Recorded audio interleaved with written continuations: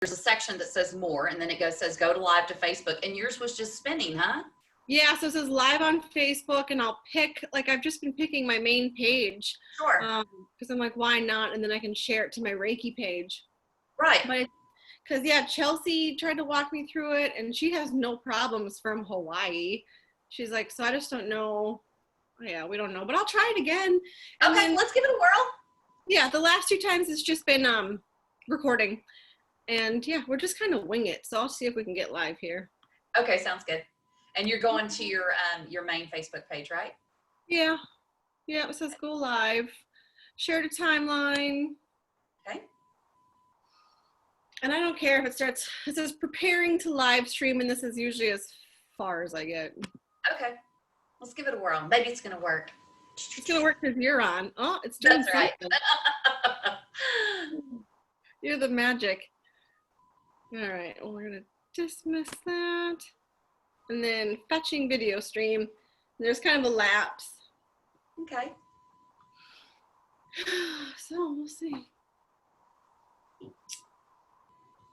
Yeah, it always says it can take a few seconds, and then it says it's just like this little spinny wheel. Yeah. And it's not, it's just spinning. Yeah, and it's crazy. So when I did my live with Jay, he said that he's had the same issue. Okay. Because everyone's trying to do it. But, yeah. How quick does yours usually hook up? Really fast. So. Okay. Yeah. So let's just record it and we'll post it later. Alrighty. Let's see here. Oh, it might be thinking about it.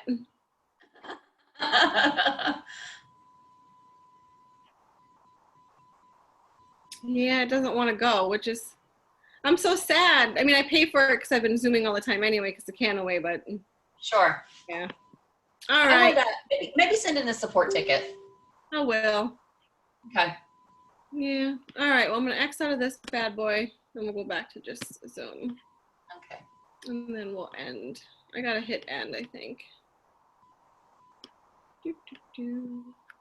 End, not end meeting. Oh, God.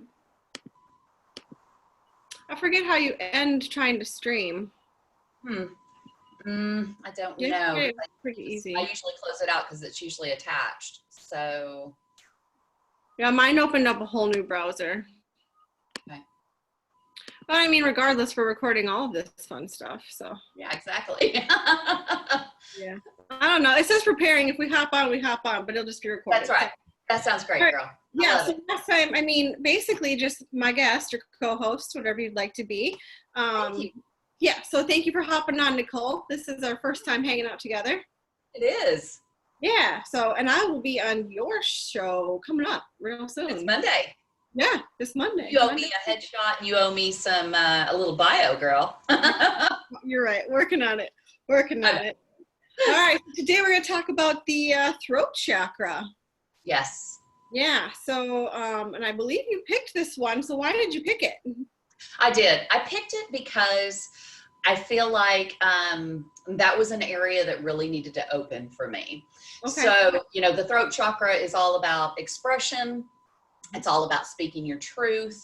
And, for me, it was definitely creative expression. And I felt like that was an area for a period of time that I like to do a chakra aligning meditation. Yes. And so often I would really focus in that area. I was, I think probably the biggest piece of my healing journey has been through self-judgment and also perceiving that others are in judgment of me, right? Mm-hmm. Yeah. And so just old stories, that I've told myself, and a lot of things I've gone in and done a lot of healing work around, but my fear of expressing myself in a more spiritual way for me versus how I grew up in a real Christian, environment, that people would judge me and, really be angry and come after me. That's what I thought would happen. I know the feeling. Yeah, so a lot of fear in that just self-expression. And it's interesting because, so I have a group. So I'm Nicole, and I have this group, and it's called Stay Wild Child. And I Yes. created this group a couple of years ago. And it was simply because I love social media. I love the connection on social media. I Yeah. love the, we can, I mean, gosh, you're in South or North Carolina? Carolina, yeah. Yeah. And I'm in Texas. Texas. And so it's Yeah. so cool that we can, connect and chat these ways. And I love this. I love Yes. social media. I think Especially it's now. Oh, exactly. It's just so important. Right. And so I created this group called Stay Wild Child. And I created that because I thought, oh, okay, I can hide in this group and Sure. be my true authentic self. Right. And so doing the work on my throat chakra, stepping into my power, allowing my voice to be heard. And when I started it in my group, it then gave me the freedom to realize, there's not a lot of differences in what I'm saying from a spiritual realm to a Christian realm. I've taken out some judgment, and I kind of follow more of that, that Christ mind, that unconditional love. Yeah, definitely. And so everything I'm saying is all kind of the same. I do cuss a little bit more in my group than I do on my personal page. But that's what's helped me, speak my truth. So Perfect. Yeah. that's why I picked it. No, and I kind of not that I ever like to assume, but that's just kind of what I figured, if you will. Yeah. And my throat chakra, I was excited that you picked it because my throat chakra was one of my hardest ones to admit I needed work on, if that makes sense. I was like, okay, I've gotten Reiki a few times. I've done, because I'm a Reiki level 2 at the moment. I've worked on myself, but my whole life I realized, and so shortly after I met like you and through Jessica and the whole bunch of girls that like we hang out with, like, yeah, I realized I wasn't so different. I'm not the weirdo I thought I was. And people who were judging me didn't need, A, I should not care about that. And B, they didn't need to be in my life. And that was huge for me. Mm-hmm. So that was part of speaking my truth. My truth is, because I was such a people pleaser. I was like, at work and at home and in relationships, I was like, everybody first. Let's make sure they like me and they approve what I have to say. Right. And then I can maybe slowly I can release the beast, as I call it. What is the true Cora May? And so, yeah, working on that throat chakra was a long time coming, because my heart chakra is pretty open. I'm a very heartfelt person. Being an empath, we just naturally are. And I think sometimes that chakra is maybe a little too blown open. Right. But so you got to calm that one down. Yeah. And then I realized once I got things aligned and worked on, and, to me, I could physically feel a difference of alignment and opening of the throat chakra. At first, I felt surprised sometimes what was coming out of my mouth. I was like, did I just say that? Especially with my husband, because for so long I was kind of that little, I call him mousy character. Mm-hmm. When I finally was speaking my truth, my ego would be like, whoa, stop that. But yeah, it's one of my personal best chakras that I've got to work on. It's the chakra it's the only chakra that has, a sound to it. Right. And so it's so important. I think that if you're not in a place of, and I hope you can't hear my dogs barking. That's all right. They're absolutely silent until I start something like this. I usually lock them in my bedroom, and I didn't do that this morning, and so I can hear them in the living room. You can hear like, oh, something's out there. But hey, they're using their throat chakras. That's and right. So, but sorry, I squirreled. That's okay. I got the squirrel brain too. Okay, so it was a voice, a sound. I did a workshop at the beginning of this year on the 4 agreements, and that first agreement, that impeccability of your word. And I think that oftentimes if we're not free, and if we haven't balanced that throat chakra, and if we are a people pleaser, or if we're scared of judgment, or if we're judging ourselves, right? So that impeccability of the word, it's such a powerful agreement. It's not only impeccability of speaking our truth, our own truth to others, but it's also the way that we speak to ourselves. And so I found a lot of, I have a mantra that I received from, she's the hugging saint, Alma. I'm not sure if you're familiar with her, but she came into town. She came into Dallas. It was really wild. She came into Dallas, and she's an Indian saint, and she hugs and she gives you your mantra if you choose. And so it's a private mantra that's just for you. It's beautiful. And so she gave this beautiful hug, and she gave me this mantra. And so I wouldn't say that I repeat it. I at least repeat it a handful of times a day, but some days I'll really get into this flow of really repeating this mantra. And this morning I was out watering my garden, and I was repeating this mantra. Another one that I really love is there's, of course, affirmations, which you can do those in meditation, or looking in the mirror, right? Looking in your eyes and repeating, right? The voice is so powerful. And the other one that I love is the Ho'oponopono.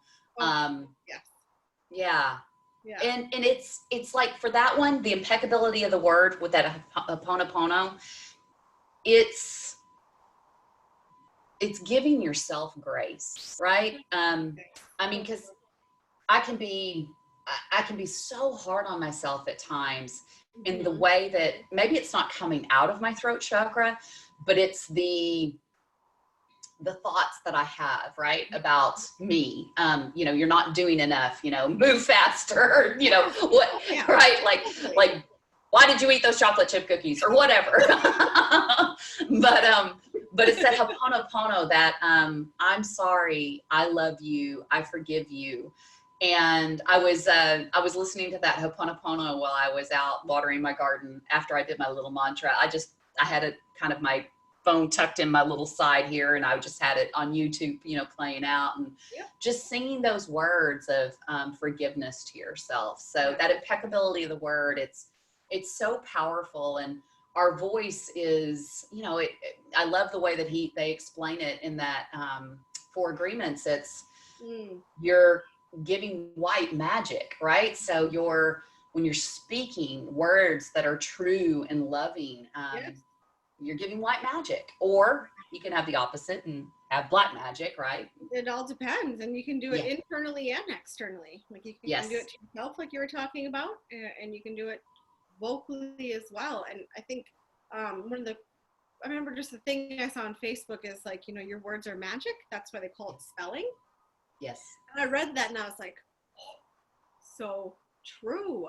And so I started to work with this with my husband, because my husband, he loves to create things and make things, but so he'll do it, and then instantly he'll be like, well, that was probably dumb, or that was stupid, or I bet I won't sell a lot. I'm like, shh, you have to stop doing that, because your words are your way. And I firsthand can tell anyone who's going to watch this and hasn't really practiced this a lot, that once you start to speak kinder and you start speaking your truth, you start to attract the people that want to hear, or are like-minded. And the moment that you subconsciously, and the internal thought, once you start speaking kinder and giving yourself grace and forgiving yourself and loving up on yourself, things really start to change. Because at my lowest point, especially when I was really struggling with drinking, I was really self-abusive. Like, you're a failure, why are you like this, blah, blah, blah.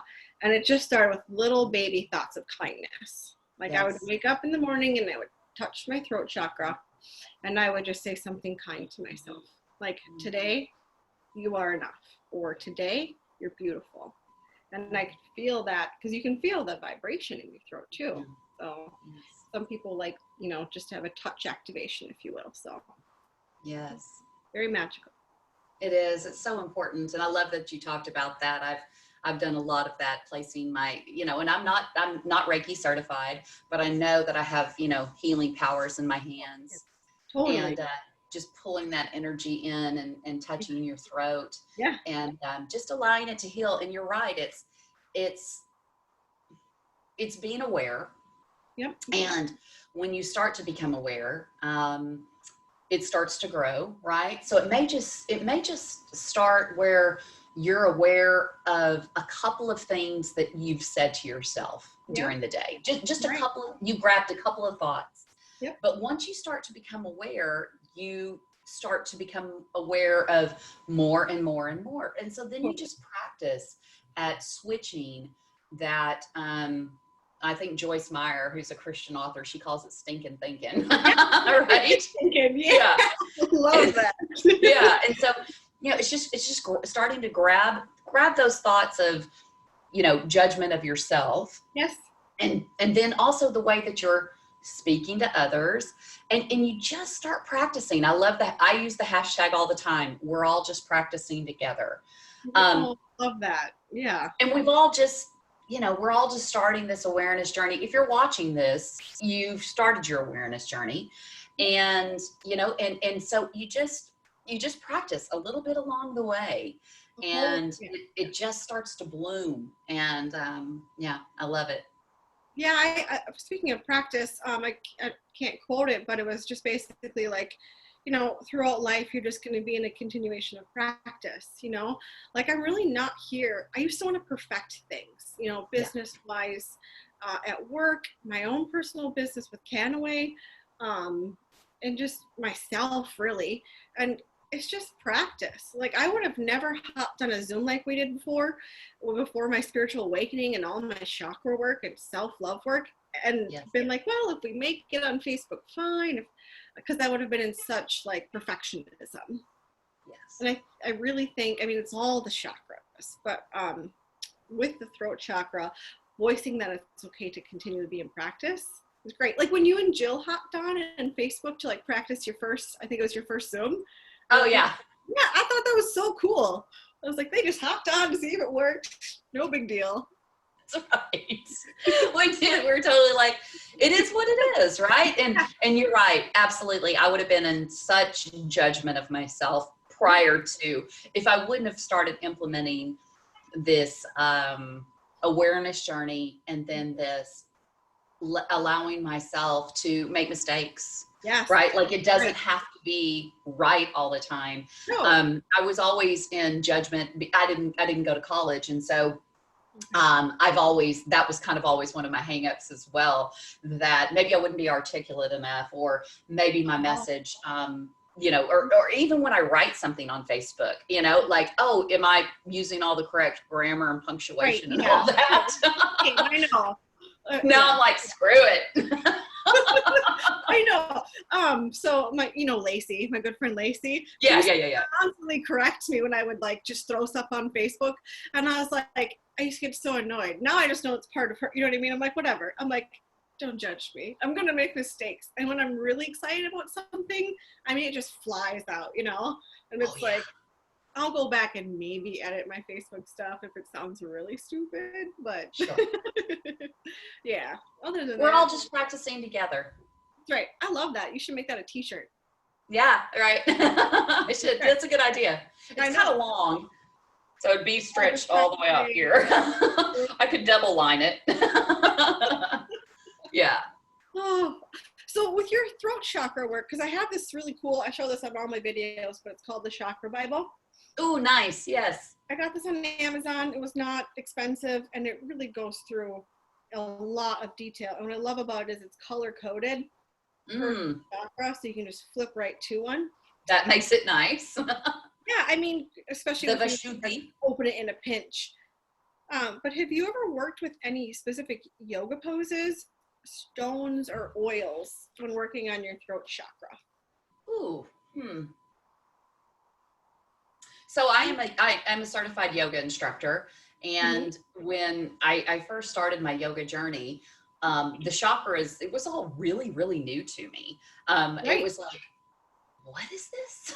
And then they wanted us to learn Sanskrit. And I'm like, huh? Yeah, right. I know that's in here too. And I'm like, I can't pronounce that. So I'm wondering if I don't teach yoga quite as much as I used to. Okay. Yeah, but I wonder if we did some head tilted back, like throat opening, something to that effect. Okay. That would make perfect sense to me. Anything. Right.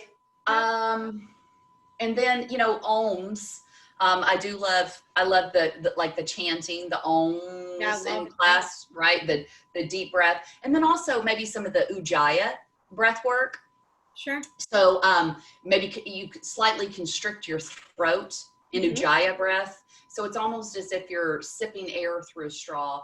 It's in through your nose and out through your mouth, or excuse me, in through your nose, out through your nose. You can do it out through your mouth as well, just kind of depending. Everybody's a little bit different breather. Right. And so, you want to let the person, choose if they want to go in through their nose, out through their nose, or in through their nose, out through their mouth. You always want that in breath to be in through your nose so that it filters the air. But then the out breath is really your choice. Okay. But that ujjayi breath there's a constriction in your throat, and it's almost, they call it the ocean breath. And so when you're inhaling, there's almost like a little sound. It's almost a hiss or a rasp, right, in your throat. And what that does is it builds heat in your body when you're practicing yoga.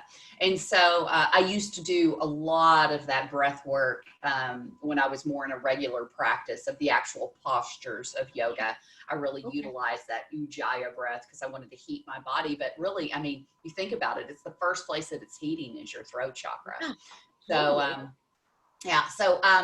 I'm not as well versed in crystals. I love them. I mean, I have a lapis lazuli on my beautiful piece on. Yes. Yeah. But as far as like knowing a lot about them, no. And then I love oils. I have tons of oils, but as far as placing them directly on my throat or using them to heal, I probably did not. Well, so I used Balance, which is a doTERRA oil. Yeah, the blend. Yeah. Yeah. So I have used oil specifically during a meditation. Okay. But like all the details around them, I don't know. Yeah, no. How about you? What do you know? Well, just because this book, the book has yoga poses, crystals, mantras, yantras as they call them, and then stones. And I've said this in all of my life so far. I call myself a rock hound. I grew up in a very unique place in actually St. Paul, Minnesota, on a bluff that used to be the base of the Mississippi River before it retreated to what its normal state is. So, I mean, we found agates and geodes and jade and quartz and fossils.